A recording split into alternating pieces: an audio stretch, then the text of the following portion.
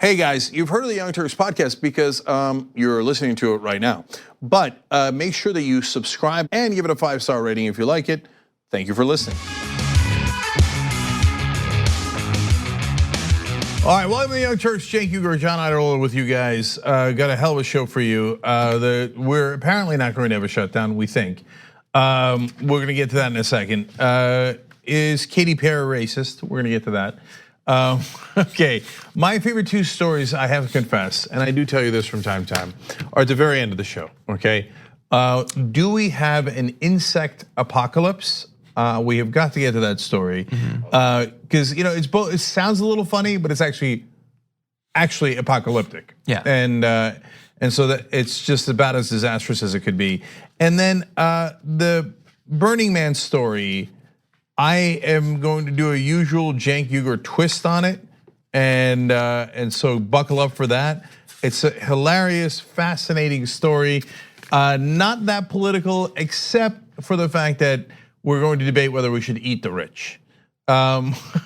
So a twisty twist coming up in the program, nothing but fun / disaster. Okay, and by the way, we have a very special announcement coming up on Thursday, but tomorrow we might tell you what that announcement is. Anyway, look, wow. Thursday is our 17th anniversary on the Young Turks, which is unbelievable. Yes, it's Valentine's Day. Yes, we launched on Valentine's Day. No, we did not choose that. It happened to be the Sirius Satellite Radio launched on that day. That's why it's our anniversary. And we're gonna do a lot of fun things, which I'm gonna tell you about very soon, but not yet. But one of the things I can tell you is we're gonna do a rebroadcast of Hostmates. So that's a special live streaming event. It is members only, because that's the great competition that we had internally among the hosts, like the Newlywed Game. Greatly, it appears loved by almost everyone who watched it. So check that out, and of course, tyt.com/join to become a member. And then this just dropped, so I'll be wearing it on Old School tomorrow. I love this shirt at shoptyt.com. It's got me in the right mood for the show. Progressives versus everybody. I could put a Jamie Lannister quote next to it. Anyone who isn't us. You Game of Thrones fans will understand what I meant by that. Okay. Anyway, shoptyt.com for that. Okay, let's get started. We got a lot of show. Okay, let's do that. I look forward to also talking about your favorite stories later on. But for those of you in the audience, we got to go through a lot of lame stuff before we get to the good ones, including my entire hour. Okay. No. There's the battle between. So look, the two things that have me animated in the first hour most are a battle between Trump and AOC on Green New Deal, of course, and the battle between Trump and Ilhan Omar on AIPAC. Yeah, can't wait. So we'll get to that in a minute. Considering those ones, Ayanna Pressley and Rashida Tlaib, watch out, he's coming for you. Yeah, well, might be next. No, they're coming for him. Oh, okay. Well, let's jump into the news. We might not actually have our second government shutdown of the year, according to bipartisan negotiators in Congress who say that they've got a possible deal. But we're gonna break down both the details of the deal and what different groups think about it. So here's a little bit of what's in it. A Democratic congressional aide told the Daily News that the committee had agreed to do $1.375 billion for the construction of 55 miles of bollard fencing. No wall, said the aide, while reducing the number of detention beds at the disposal of the Immigration and Customs Enforcement Agency by 17.4%, cutting about 8,500 beds out there. So we've got a little bit more details. Those are the initial details. There will be some bollard fencing, not a wall, fencing. So basically it's like, imagine open space and you're walking across it. And then you come to material that stops you from crossing it, but not a wall. Yes, they went with bollard fencing at the last second. They were considering dotard fencing instead, but a little bit too much of a Kim Jong-un reference, so they went with bollard. I literally don't know what bollard fencing is. So bollard fencing is the steel slats that are put relatively close to each other. You can see through portions of it, but it is metal for enough that you can't walk through it. Okay, so they will not be able to squeeze through with their cantaloupe cabs. No, it's bollard fencing is just a fancy wall. That's all it is, fancy wall. Yeah. Now we're kidding around. That's cantaloupe cabs, a reference to Steve King and his racist diatribes against Latin American immigrants. But look, it looks like a good deal to me, and I don't often say that. Usually, these so-called bipartisan deals are disastrous, and I'm usually on the side of saying, no, strike a better deal, or from time to time, it is okay to shut the government down. But in this case, it appears that the Democrats had leverage and actually used it, which is borderline shocking, and that Trump is coming out, and the Republicans are coming out in a much worse shape. So you're never going to get everything you want out of a deal. From what I can tell now, not all the details are in, but it looks like I would take it. So he wanted $1.6 billion, or the original deal that Trump rejected had $1.6 billion for some sort of border security, physical barrier of border security. This has less. So he negotiated himself into a worse position than the already bad position that was so bad he rejected it. Art of the deal. There you go. Told you, can't negotiate his way out of a paper bag, and doesn't know anything about deal making, and of course bungled this because he's a serial bungler. I feel a little bit different, but first let's go to the president. He's going to respond to a very close analysis of this plan, which I'm sure he conducted, and here he is giving his first impression. Will you sign Congress's border deal? I have to study it. I'm not happy about it. It's not doing the trick, but I'm adding things to it. And when you add whatever I have to add, it's all going to happen where we're going to build a beautiful, big, strong wall that's not going to let criminals and traffickers and drug dealers and drugs into our country. So I can tell you that, am I happy at first glance? I just got to see it. The answer is no, I'm not. I'm not happy. Was that before or after Sean Hannity told him not to be happy about it, calling it a garbage compromise? This would be after.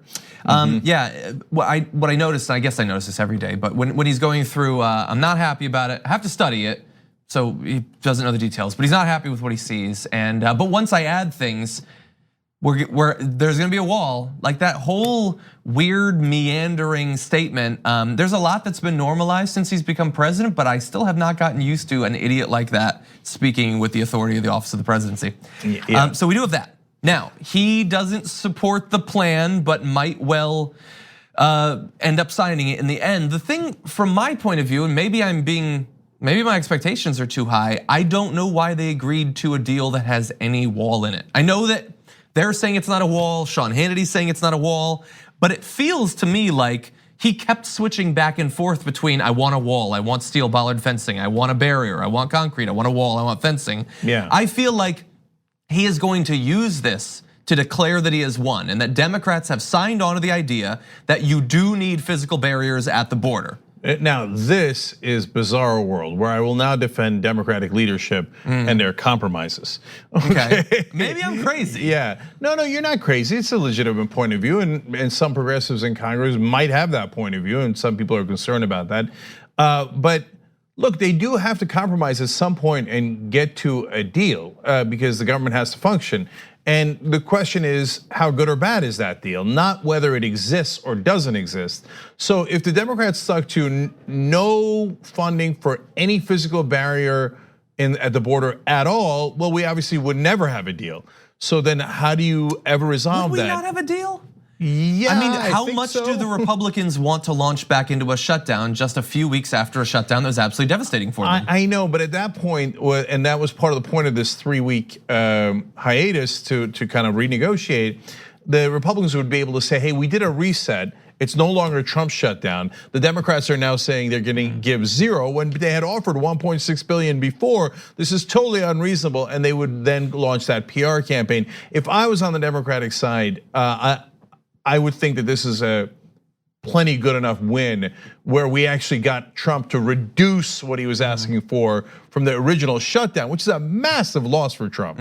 I mean, that makes him look like an idiot. So here's a situation where I I mean, this is total bizarre world where I agree with Sean Hannity.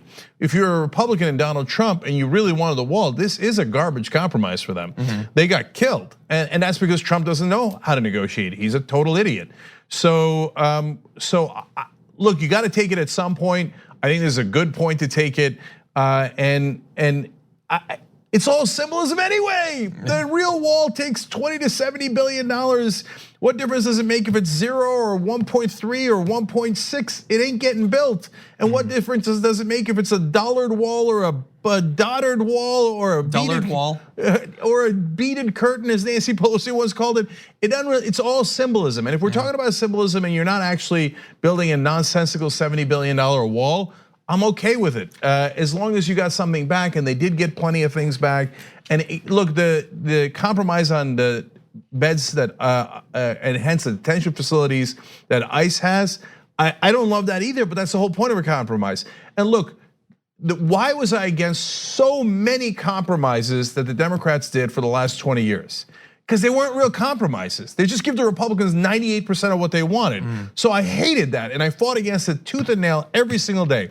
But if you have an actual compromise where both sides win a little bit, and actually, honestly, our side wins more, that's a compromise I could live with. Yeah, I guess one prediction I will make, assuming that this goes forward, it gets voted for, passes or whatever, I feel like the Republicans will say that every Democrat that votes for this has voted to build walls. And they will use that the next time around and say, well, how are you guys gonna say that we shouldn't spend $10 billion when you guys did approve $1 billion for a wall? No, but I'm gonna use the Ben Mankiewicz rule on that one. Yes, they will say that, and then we get to say whatever we want to say, right? We get to counter them. And so the reality also, and John, you know this, is that the Schumer and the Democrats offered, what was it, 25 billion? Initially, yeah. Initially last year, right? And Trump turned that down, because again, total idiot, doesn't know how to negotiate. So you could use that argument if you're a Republican anyway. Yeah, that's true. Okay, I do want to play one more little bit of video of Trump though, because I think that it could be interpreted either to support what you were saying or my narrative more. So he's gonna be talking about if there is another shutdown, whose responsibility is it? And take a look at the way that he frames that. I don't think you're going to see a shutdown. I wouldn't want to go to it now. If you did have it, it's a Democrat's fault. And I accepted the first one, and I'm proud of what we've accomplished, because people learned during that shutdown all about the problems coming in from the southern border. I've always accepted it. But this one, I would never accept if it happens, but I don't think it's going to happen. But this would be totally on the Democrats, okay? Okay. See, so I think that's exactly what I just said. Yes, that they would try to pin it on the Democrats, but it also is an indication that he really doesn't want it on him, because he just went through this experience of it being on him, his approval rating dragging, and whether, like, I guess I'll flip what you just said to me. Okay, the Republicans will try to claim that it's the Democrats' fault, but okay, they were kind of trying to do that in the second half of the last shutdown. But the problem is they would have a point here, because we got Trump to reduce the funding for the physical barrier at the border. But they were saying, before the shutdown was even done, Chuck and Nancy were saying not $1 for a wall. That's what they won the shutdown battle on, was no wall funding. Yeah. Look, I love it, brother. I mean, I hope that there are more and more progressives on the left of me saying, no, let's fight even harder. That would be awesome. I'm just telling you that the old adage that you saw if you watched Moneyball, the movie, at the end of the movie, you gotta know when you hit a home run. Okay, it's okay, we hit a home run. Let's take our winnings off the table. And finally, I'll end on Donald Trump and whether he'll even accept it. Now, the Republican legislators say that they have been in constant communication with the White House, and that the White House signed off on everything that they negotiated. When they asked Richard Shelby, who's the lead negotiator on the Senate side for the Republicans, so will Trump accept this? He said he couldn't predict what Trump will, quote, do, say, or write.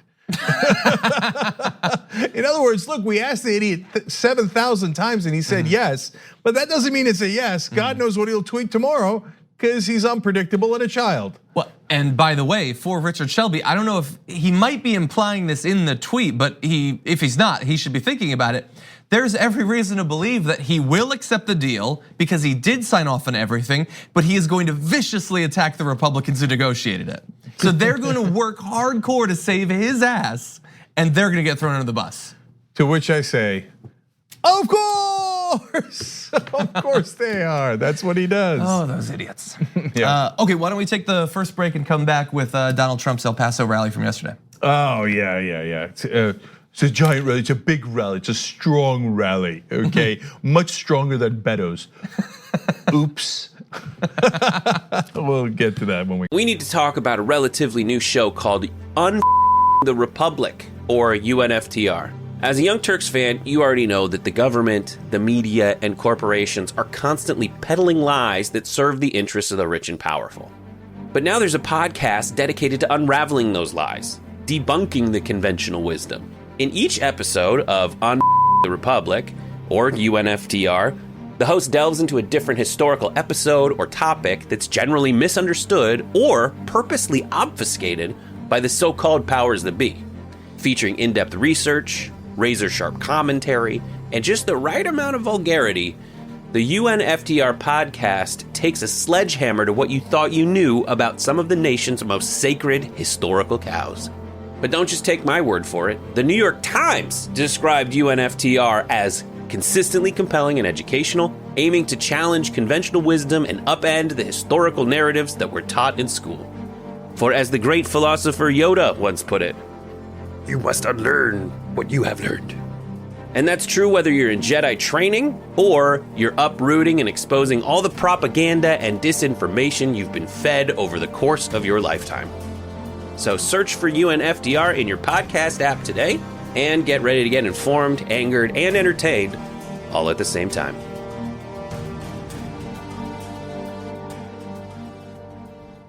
Come back. All right, back on the Young Turks. You guys, I'm just reading a couple of the comments here, but it seems like there's some sentiment towards John's direction, okay?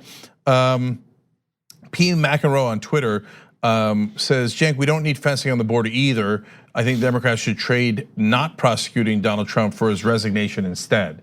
Well, that is a trade I would take, and I think I hopefully will get at some point, but that is probably unrelated to this. They should have brought it up though. Yeah, You never know what you're gonna get in a negotiation. Yeah, well, with Trump, you might be right. He's like, okay, fine, I resign. What? What happened?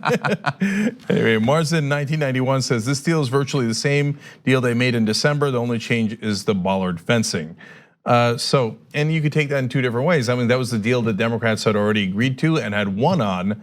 Here, they reduced the amount of money for wall/funding a little bit, and it looks like they have negotiated to actually reduce the ICE detention centers by some amount. So full details will come out later, but so there is a couple of things that Democrats got out of it, which also answers Victor's question in the members' comments section. All right, I want to tell you guys about a couple of quick things. First of all, Anna is in Munich right now. So if you're in Munich, I need you to panic and get over to the Munich Security Conference, where your panic will be detected. And stopped from entering. That's right. Hashtag your MSC as a Munich Security Conference to find out more information. She'll be doing a lot of interviews, up to and including maybe, I'm not sure about this, Angela Merkel. So what? That's what I heard, but I'm not positive about it. But check out that Twitter handle. She's doing panels and interviews throughout the week in Germany, so that's pretty fun. I also want to tell you about Wolfpack. I am going to the state of Washington on the 22nd of this month, February 22nd. We're going to Olympia, Washington, to the Capitol to try to make Washington the 6th state. I think it is very possible. In fact, this Friday, they're having a committee hearing in the House. And so you guys can participate. Main thing to take away here is if you're in the state of Washington, go to Washington at wolf-pack.com and they'll tell you where to show up, when to show up, and how you can make a giant difference Going to the Capitol is wonderful, and I want you guys there with them on the 15th and with me on the 22nd. But you don't necessarily have to go to the Capitol. You could make calls, you could make emails, from as simple as possible to as much involvement as you want. Remember, when you're there, if we win, it's a wonderful, wonderful feeling because you made that possible. So I'll be going to the second committee hearing. That's in the Senate side on February 22nd. Nice. So come join me. And let's bring our TYT Army, Wolfpack Mountain Army, all there. So Washington at wolf-pack.com. And then finally, I wanted to thank our sponsor, Squarespace here. They help you bring your stories to life, obviously help you set up websites, blogs, and portfolios. For those of you who've been watching the Young Turks for a while, you know that I even built a website using Squarespace, and if I can do it, anybody can. So for 10% off, head over to squarespace.com/TYT or use the promo code TYT and you'll get 10% off. All right, John, what's next? Really, super fast, I just want to throw myself under the bus. Can we bring up the Munich image for just 1 second? Yep. Of Anna off at the security conference? So this is sort of just a sad realization, but that picture of her is a better picture of her than there ever has been or ever will be of me. It's really sad when you realize your limitations. Look how photogenic she is. Yeah. It's really annoying, honestly. Yeah, I hear you on that. I do have one last thing to say about that. Go check out John's Instagram and Twitter and anywhere where you can see his pictures, because John looks totally different in pictures than he does in real life or on video. You know what you look like in pictures? I think I might have told you this once in a post game. You look so much more Italian in pictures. You do. No, I think it's funny. Okay. See, look at Luigi over there. I want to give you an idea. I'm moving too much. Okay, I'm telling you, go to his Instagram account, which I would normally never plug. Luigi. And Why you'll Luigi? see. Why not Mario? Okay, every picture you're gonna be like, man, that dude looks Italian. Okay. Okay, here's the issue. The latest picture I have up on my Instagram is me in an Italian restaurant. See, I told you. No! By the way, it doesn't take a rocket scientist to figure this out. His last name is Idorola. Can I say this should totally be for the post? No, I'm gonna save it for the post game. So I want to reveal the table I sat at. Which US politician sat at that table the night before me? Well, wow. It's not how you'd expect, and we have an interesting story about them and their family. Well, you know that old story about Bernie Sanders and me at an Italian restaurant. I'll tell you, if you guys don't know that story, I'll tell that story in the post game too. Funny. Free week if you want try out membership, tyt.com/trial. Yeah. So then you'll get all the post games, the old school Ben and I are gonna do tomorrow night. Just check out everything, including Postmates. Yeah. All right, what's next? You get to find out how Bernie Sanders orders food. It's pretty funny. Okay, let's jump back in the news. At Donald Trump's El Paso speech last night, one of his devoted fans decided to, in an unprovoked fashion, just attack a BBC reporter, and it was captured live on tape right here. Americans, Hispanic Americans, and Asian Americans have reached the lowest level in the history of our country.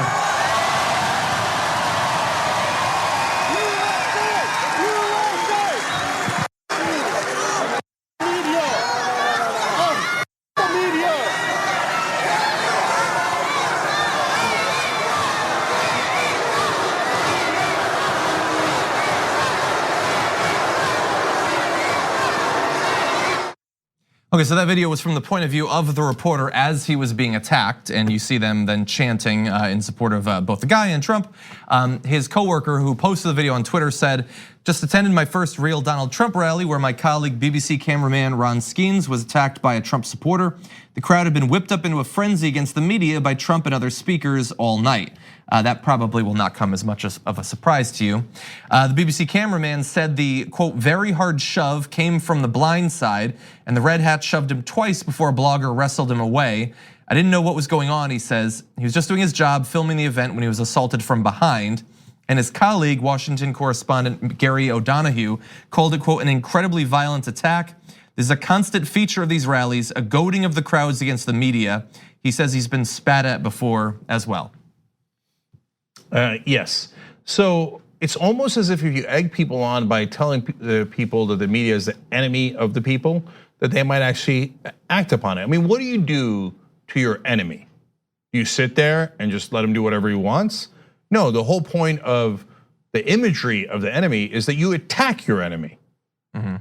Like you literally almost can't do anything else with your enemy. I guess you could surrender to your enemy, but 9 out of 10 times you're going to attack your enemy.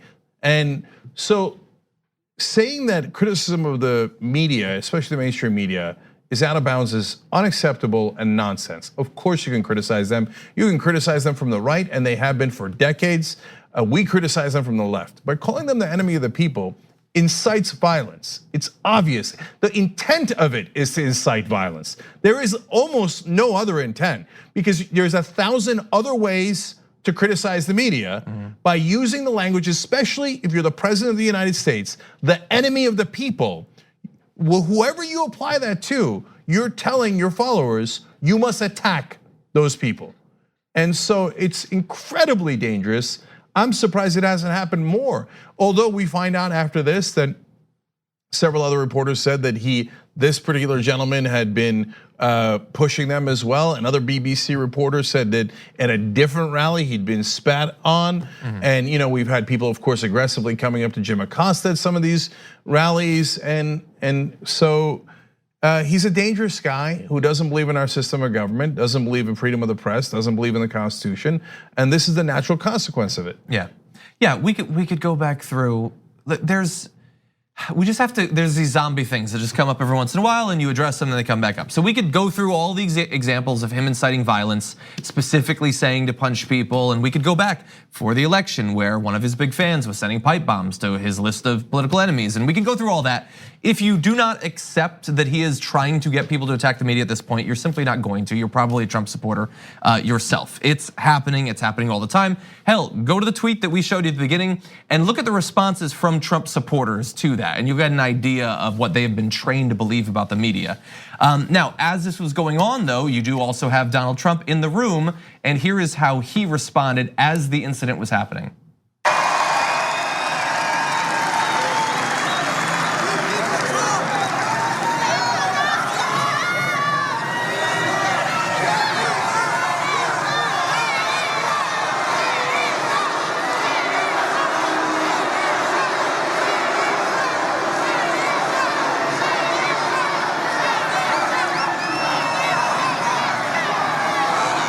Okay, thank you.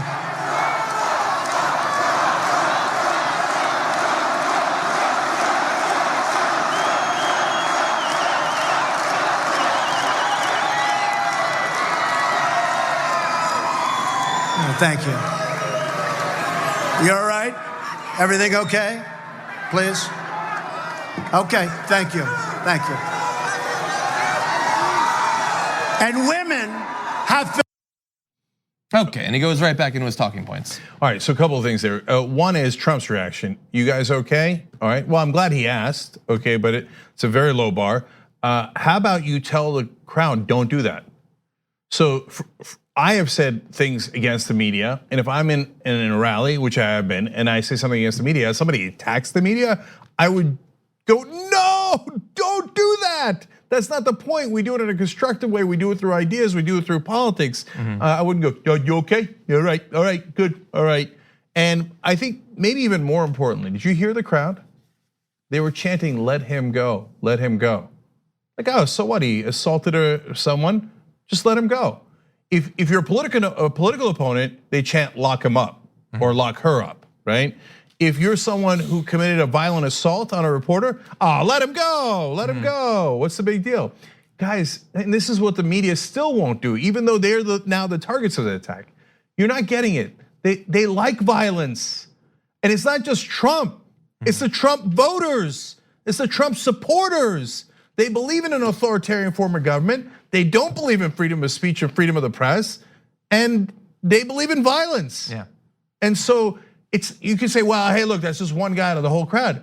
But the crowd chanted, let him go, let him go. That was not enough for the crowd. They were not happy that it ended there. And think about the two reactions they had. It's bad enough that you see Donald Trump and he's just like, he's doing his weird point. He's even doing his thing like this, which is literally the exact same motion he makes in all of his rallies when he's attacking the media. Not in some sense like, hey, the Washington Post, New York Times, he's saying those people in the media. He did the same thing when talking to the guy, asking if he was okay there. So they start with let him go, then they transition to Trump, Trump, Trump, Trump. So they got fired up by one of their own attacking a member of the media and they were reinvigorated for more Trump at that point. You're not supposed to call these people names. You're supposed to be super understanding of them. That was absolutely disgusting. Yeah, and he did nothing to stop it from happening again. He could have easily said, you know what, I'm gonna get back to my points I wanted to make in just a second, but here's the thing, if you attack ever a political opponent, member of the media, you are not a follower of mine. We don't have any interest in you being a part of the MAGA movement. We are for political change, we're not for violence. And he chose not to do that. He chose to transition back into whatever BS he was spreading about women after that. And that's because he's at different rallies over and over, especially during the campaign, would say, attack them, not to the media about hecklers or protesters. He would say, carry them out on a stretcher. Those were the good old days. Punch him in the face. Punch him in the face, I'll pay your legal bills. He directly incited violence, because that's who he is. He's a fascist at heart. So even at this late juncture, the media does not understand the danger that he poses to the country. If he could, he would end our system of government without blinking an eye. And look, one more thing about that. I wrote an article about this. I would say coincidentally, but it's not really a coincidence. It's because this kind of violence keeps happening over and over again about stochastic terror. And we've got it up on our website, tyt.com. But we'll put the link down below if you're watching this later on YouTube or Facebook. And it's about this phenomenon where if you say, hey, go kill Joe Blow, that is illegal. Okay, that is a specific call to violence and illegal. That's not covered under freedom of speech. Okay, but if you say, hey, generally speaking, these are your enemies, and is somebody gonna do something about it? That is legal. So, but what it does is it unleashes what's called stochastic terror, which is randomized terror, which they could then disavow and say, well, I didn't personally do it, so I'm not legally responsible. I just asked my followers to go commit that violence. And so Trump and a lot of right-wingers have over and over asked their followers to commit violence. And so when random acts of violence pop up to terrorize their opponents, including the media, they go, I didn't do it, haha, technically you can't get me.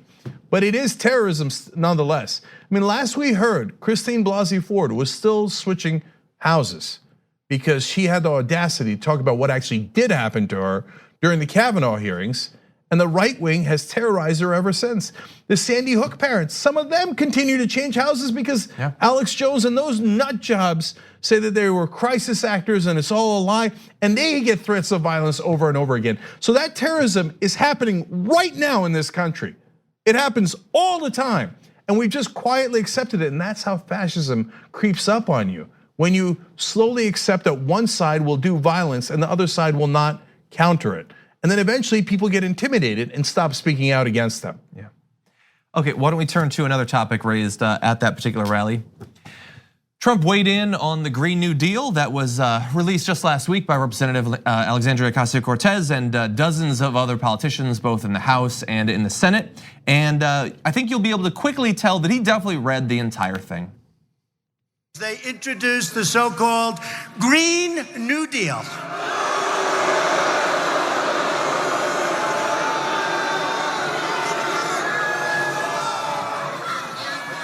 It sounds like a high school term paper that got a low mark.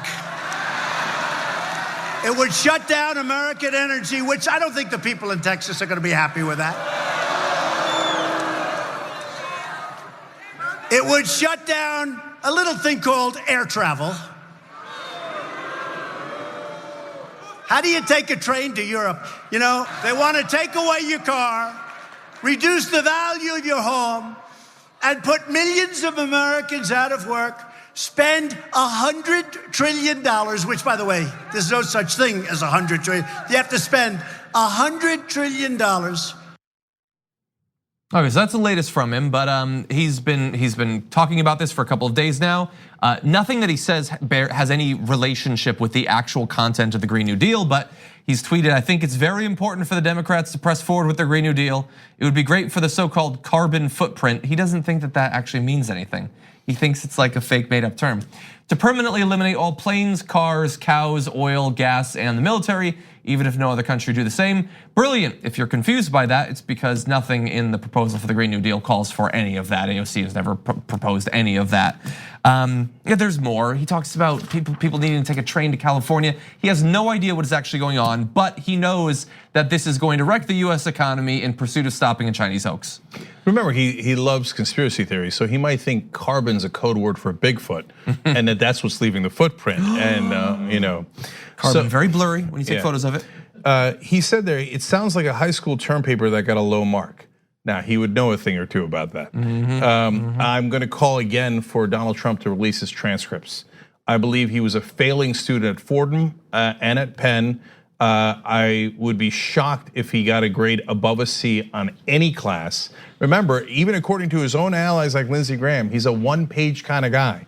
I don't know if you know this, in college you have to read past a page. Yeah. And I think his IQ is so low that it would literally be shocking if he ever got a grade above a C in any context. And so he called for Obama to release his transcripts from Columbia and Harvard because he couldn't believe that a black man could be successful in those colleges. I can't believe an orange man would be this successful, a person this monumentally stupid. So I'm calling for those transcripts to be released.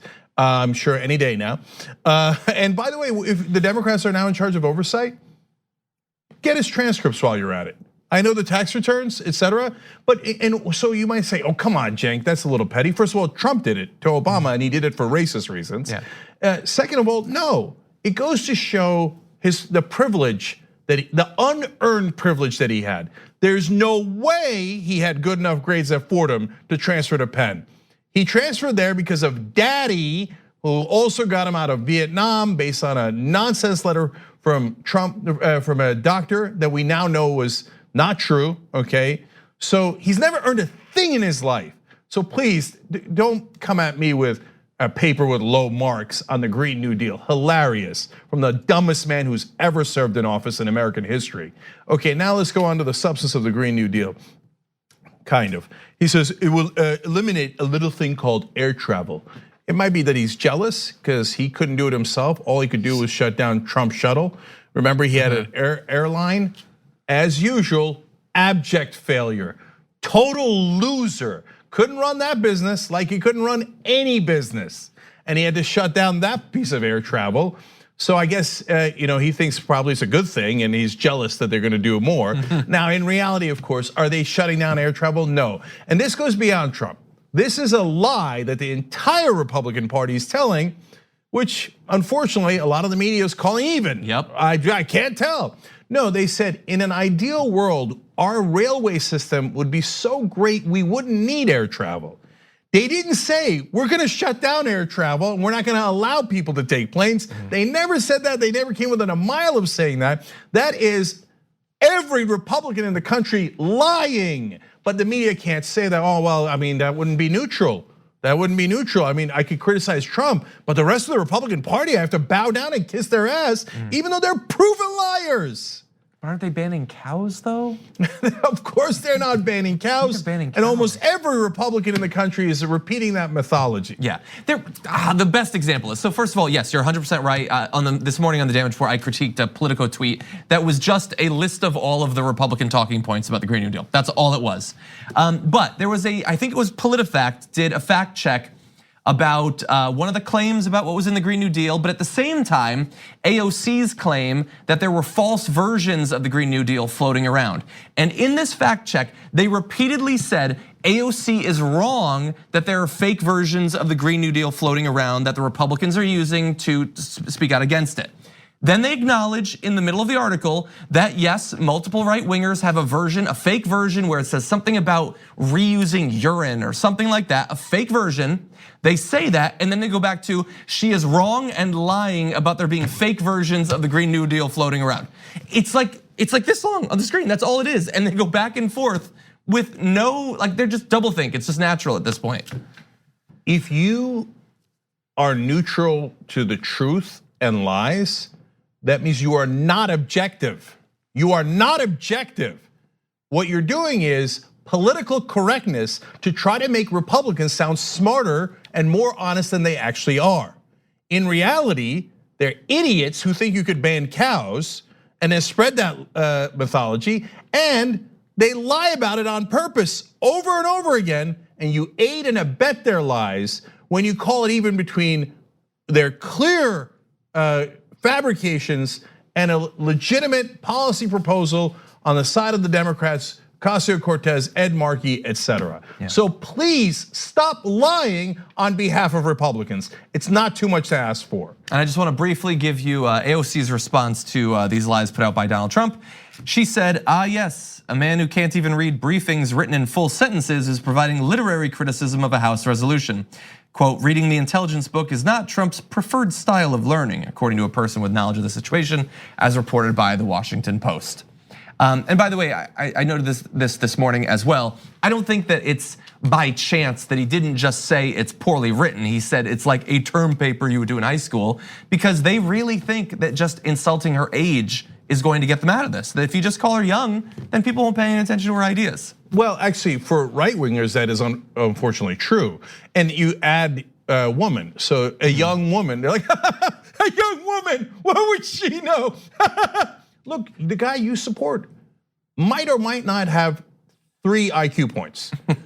And you have the audacity to talk about other people's intelligence based on artificial traits like age and gender. But that is the Republican Party. They classify people based on who they are, not the merits of their ideas.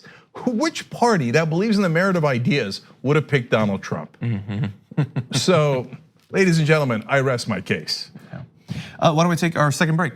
Yes, now a lot more to come up here because Trump versus Ilhan Omar is another giant one. I was not on the show yesterday, so I did not get the vent about the total nonsense attack against Ilhan Omar. It drives me crazy. And then we've got the stories in the second hour that are about the insect apocalypse, and that's actually real. And I'm sure that Trump will be go, yeah, what do you mean? I still see some insects. Yeah. And what would be wrong with getting rid of spiders? I don't like spiders.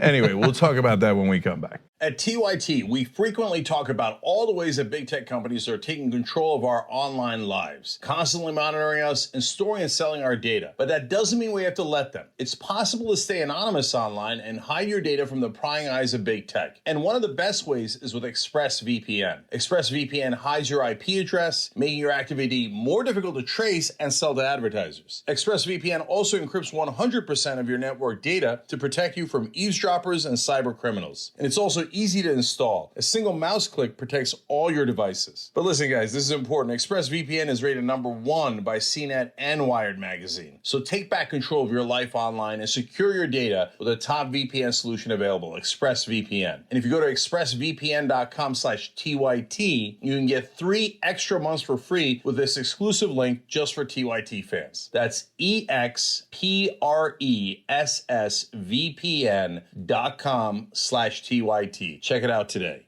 We hope you're enjoying this free clip from the Young Turks. If you want to get the whole show and more exclusive content while supporting independent media, become a member at tyt.com/join today. In the meantime, enjoy this free segment.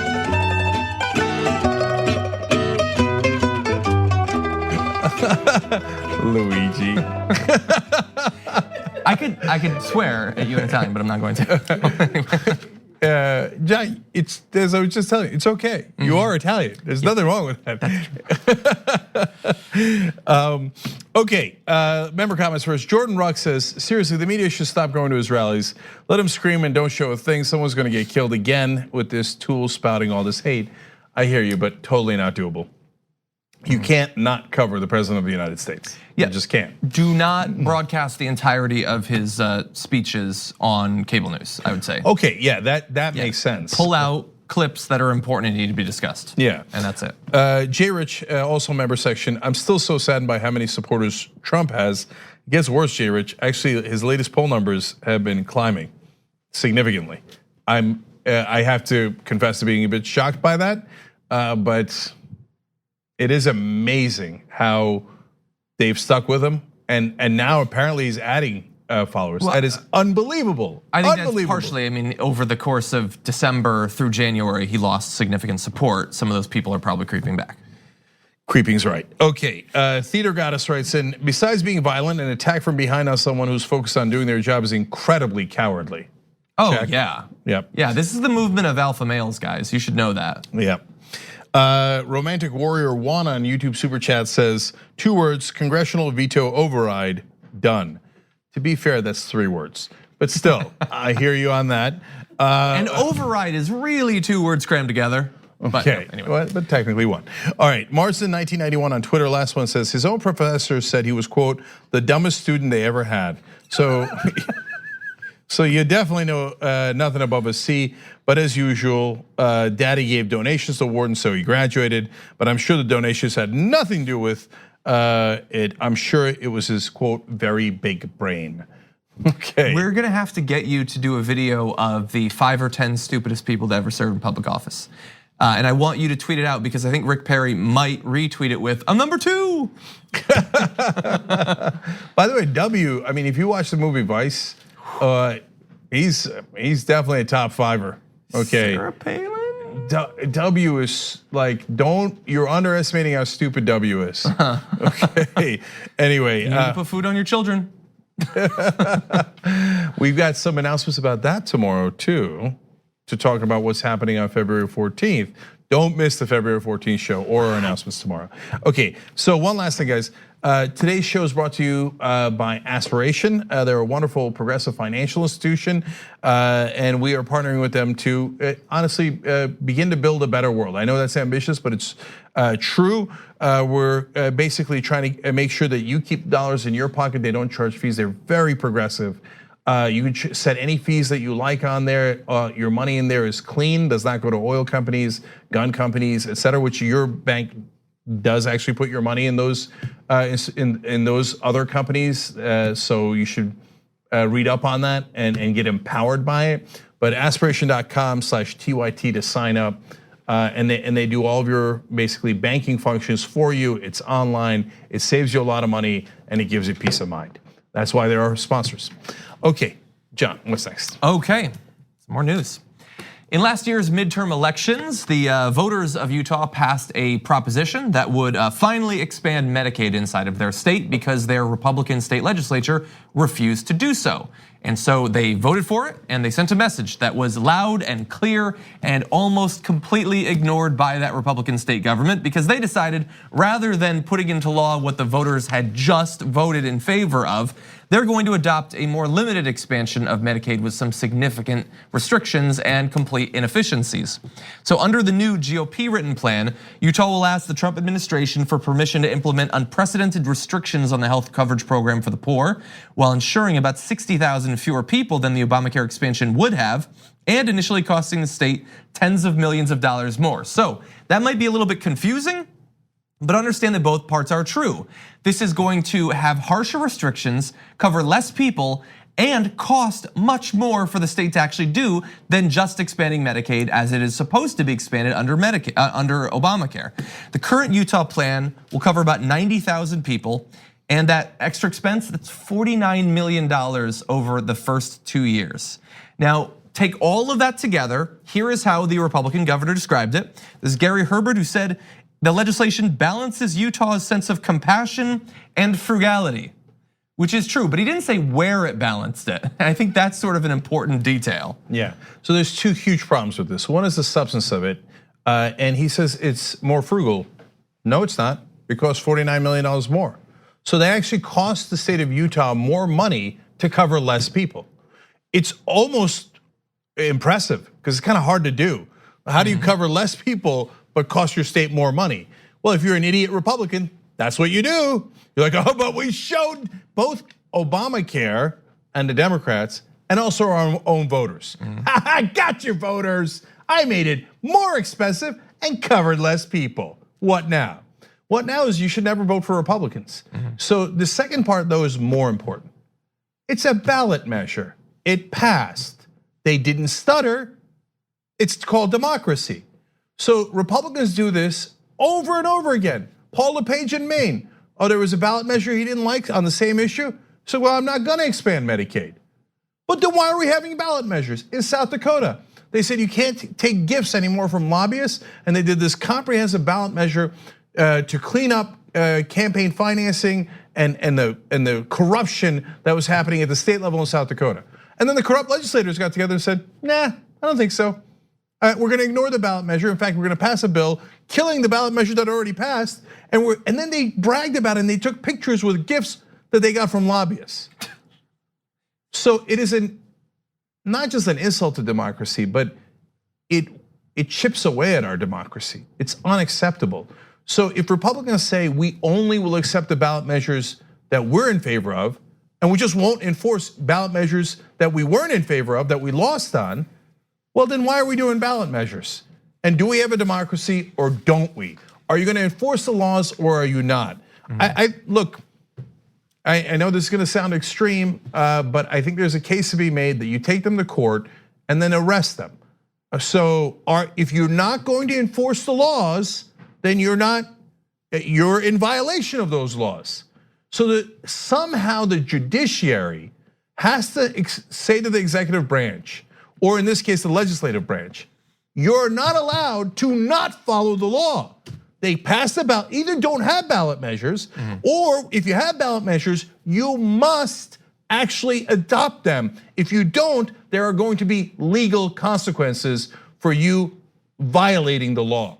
Well, I think given that choice, they definitely would get rid of the ballot measures. I mean, for the past couple of decades, Republicans have liked ballot measures for one thing, to put anti-abortion and anti-LGBTQ ballot measures on the ballot, not to pass necessarily, but to get their voters to go out and vote. They don't actually want those things. There's right-wingers in the country right now calling for an end to the direct election of senators. This is not a pro-democracy sort of party or a sort of movement. And I think it's very easy for them to just say, the people, what do they really know? I talk to people, I talk to CEOs, I talk to big donors. I know what the people want, and it's easy to just ignore the actual voters. So as you described Paul LePage, he spent more than a year just saying like, no, I'm not gonna do it. You said we should expand Medicaid. That would have given coverage to 70,000 additional low-income adults. I'm not gonna do it. And so for more than a year, it didn't happen. God only knows what happened to some of those people who could have otherwise gotten coverage. Some of them maybe got sick, developed chronic illnesses. Some of them might have died. We might never know. Thankfully, the voters actually noticed what was going on and eventually replaced him, not with another Republican, but with a Democrat, this Janet Mills, who took office last month and is instituting that expansion of Medicaid. If you want a governor who's going to actually do what you ask them to do, elect a Democrat. If you want a lawless, chaotic anarchy of rule by oligarchs, then elect Republicans, because that's what they do. So guys, even in the reddest states, you're actually progressive.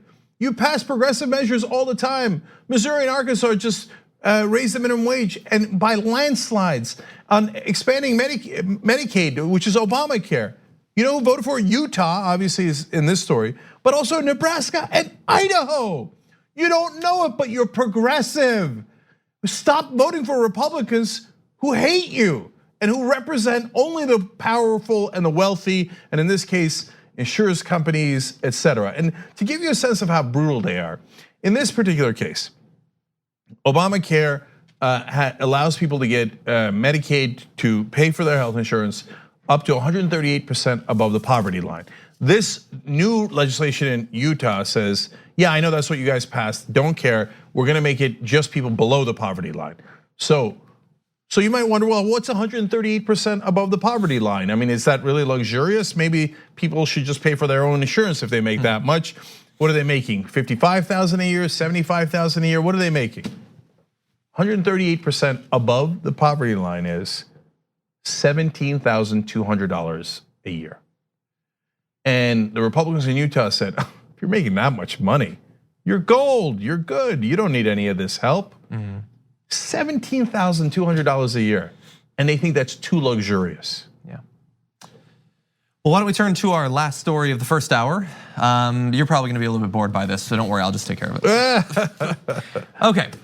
Yesterday, new Representative Ilhan Omar was forced to apologize for comments she made on Twitter that were interpreted as anti-Semitic. And despite that, powerful Republicans say, nope, apologies not good enough. We're gonna need more out of you.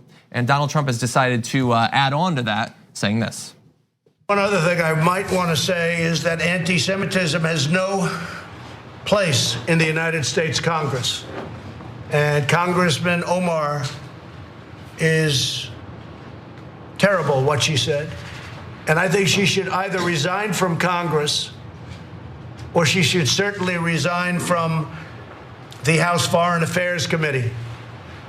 What she said is so deep-seated in her heart that her lame apology, and that's what it was lame, and she didn't mean a word of it, was just not appropriate. I think she should resign from Congress, frankly.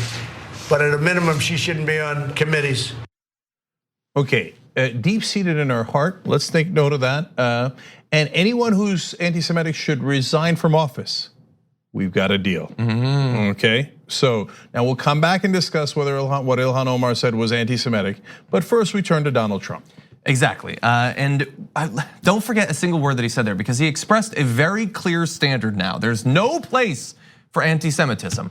Now, we can have a debate about whether what she intended to say was intended to be anti-Semitic. I think other politicians, including one that you might remember from that last video, have said things that are far clearer. So, if you can demonstrate that someone has said something anti-Semitic, then by his standard, they have to resign. And so that's what we're gonna be covering in this video. So let's start going through a few of the greatest hits from the first couple of years of Donald Trump, starting here. I'm a negotiator like you folks. We're negotiators. Do you want to renegotiate deals? Some of us renegotiate deals. I would say about 99.9. Is there anybody that doesn't renegotiate deals in this room? This room negotiates. I want to renegotiate this room. Perhaps more than any room I've ever spoken to. Maybe more. It's okay. I've been called on that a couple of times too. You're not going to support me, even though you know I'm the best thing that could ever happen to Israel, and I'll be that. And I know why you're not going to support me, and you're not going to support me because I don't want your money. You don't want to give me money, okay? But that's okay. You want to control your own politician. That's fine, good. But I will think about that, folks. Don't worry about it. Yeah. Okay, I ladies and forgot the gentlemen. details of that. Yeah, we rest our case. So there's two different parts of that. He's talking to the Republican Jewish coalition, and he keeps talking about how you guys are good negotiators. Why? Why are they good negotiators? And if anyone is going to renegotiate, it's people in this room. Why? Why would Jews renegotiate more than anybody else? I mean, you want to talk about anti-Semitic tropes. Like, you can't trust the Jews. They won't stick to their word. They'll always renegotiate. They'll ask for a better deal. They'll ask for their pound of flesh. I mean, this stuff is as anti-Semitic tropes as it gets. But wait, he wasn't done. Okay, then we get to the second part. Now, remember why Ilhan Omar got in so-called trouble? Because when asked, why Kevin McCarthy, et cetera, is going after her for comments criticizing the policy of Israel, she said it's all about the Benjamins. Now, it's obviously a reference to a song, obvious reference to money. She's saying that a lot of the legislators take money for their positions, which is empirically correct, okay? So they do that for pharma, they do it for big oil, they do it for every category, including in this category. She didn't say they do it more in this category. She didn't point out, she didn't say Jews, she didn't say this room, she didn't say any of that, right? And then when asked, well, who gives them the money? She correctly pointed out it's AIPAC. Now, AIPAC does it in a way that their supporters give the money, right? But that is a well-documented fact. Anyone who defies that is not a reporter, because like, if you want to be careful about anti-Semitic tropes, awesome, great, you should be, because they're very dangerous and they lead down dark paths like Charlottesville, okay? But if you care about that particular trope and you think that Ilhan Omar was referring to how Jews control people with money, first of all, that is entirely unfair to her because she did not single them out. She didn't say they're worse than anybody else or anything along those lines. But Donald Trump did. You just saw it with your own eyes. He said, well, you can't control me because I won't take your money. And that's how you control people. That is the trope. That's what trope 101. Yeah. And he didn't say generically, hey, everybody takes money, and it's, as we say all the time, I think it's legalized bribery, whether it's the drug companies or any other industry, right? He said this room. More than anyone else. More than any other room. It is a million times more anti-Semitic than, look, I don't think what Ilhan Omar said is anti-Semitic at all, but if you think it was, well, then you have to be a million times more mad at Donald Trump. And as John and I pointed out earlier, by his own standards, he must resign immediately. Yeah, and I don't know that I've ever, I want to, we didn't speed up the video, right? That's just normal. I've never heard him speak that fast. It was like he was so excited to spread these anti-Semitic tropes in a context where he thinks he can get away with it, that he was just like tripping over himself to do it. He was speaking so quickly. That should be open and shut case. So he did that. We know exactly what sorts of jokes he was making. He thought, I can do whatever I want, whatever.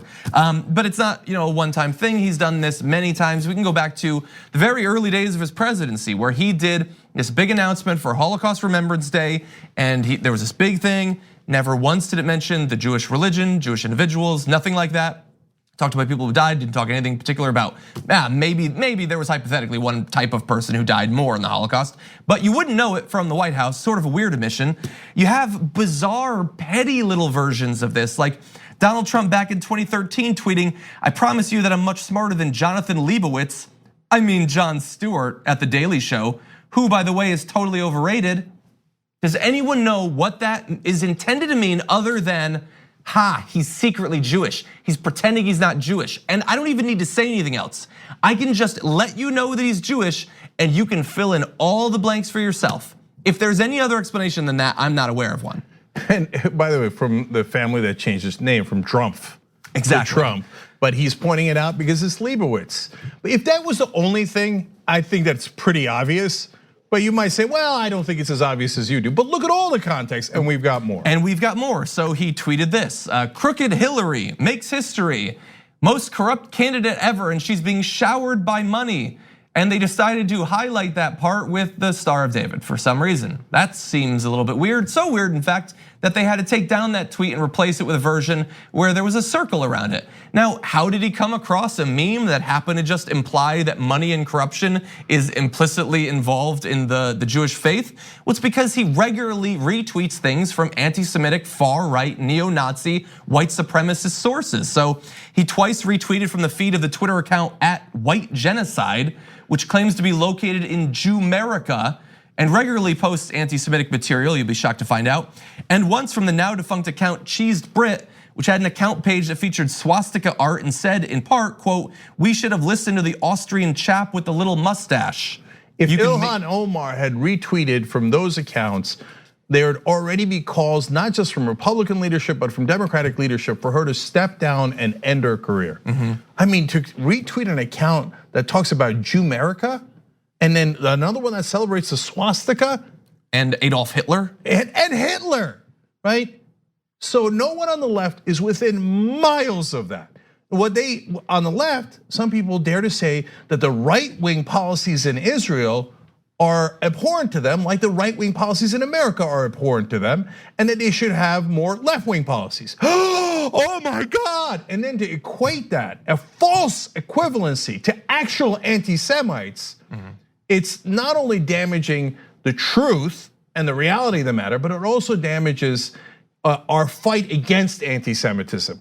Because when you compare people who didn't do it and have policy differences with people who celebrate Adolf Hitler, you've done a great injustice to an actual rising anti-Semitism in the country, which brings us to Charlottesville. Exactly, so here we go from him just saying things and apparently believing things to him speaking in a way that really matters, using the power and authority of his office to change things in our country. So if you get ready with video 11, we're gonna jump ahead to that. You might remember Charlottesville, and you might remember the deadly consequences of this gathering of neo-Nazis and white supremacists who did nothing at all to hide what they believe about race in America, what they believe about Judaism in America. It was incredibly clear, deadly so, and here is what he had to say about that.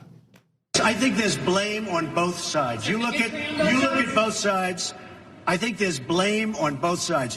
What about the alt-left that came charging at as you say, the alt-right? Do they have any semblance of guilt? I've condemned many different groups, but not all of those people were neo-Nazis. Believe me, not all of those people were white supremacists by any stretch.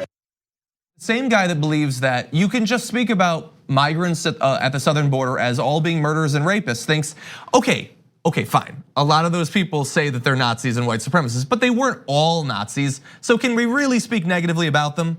Well, they killed someone. Well, in his perspective on it, apparently they charged this car, right? Although we all saw the video of the car ramming into them and killing Heather Heyer and injuring so many others. But if you're unclear, this is a video that existed before Donald Trump said that there were good people on this side. Let's watch video 12. Jews will not replace us! Jews will not replace us! Jews will not replace us! He saw that video and thought there were good people on that side. And now he has the temerity to talk about how somebody else might be anti-Semitic based on policy grounds? Okay, like we said in the beginning, we accept his resignation. That's his standard, not our standard. The anti-Semitism here screams through the videos, screams through the page. If you were concerned about what Ilhan Omar said, you must be a person of principle and acknowledge the obvious fact that what Donald Trump said is at least 1,000 times worse. And by his own standard, he should immediately resign. I think that's probably a good note to end on. Yes, we're gonna take a break here. We've got a lot more where that came from. We'll also have a little bit of fun because Burning Man has a controversy about should they let rich people go? And I will take an unconventional approach to that story. We'll be right back. Thanks for listening to the full episode of The Young Turks. Support our work, listen ad-free, access members-only bonus content, and more by subscribing to Apple Podcasts at apple.co/TYT. I'm your host, Cenk Uygur, and I'll see you soon.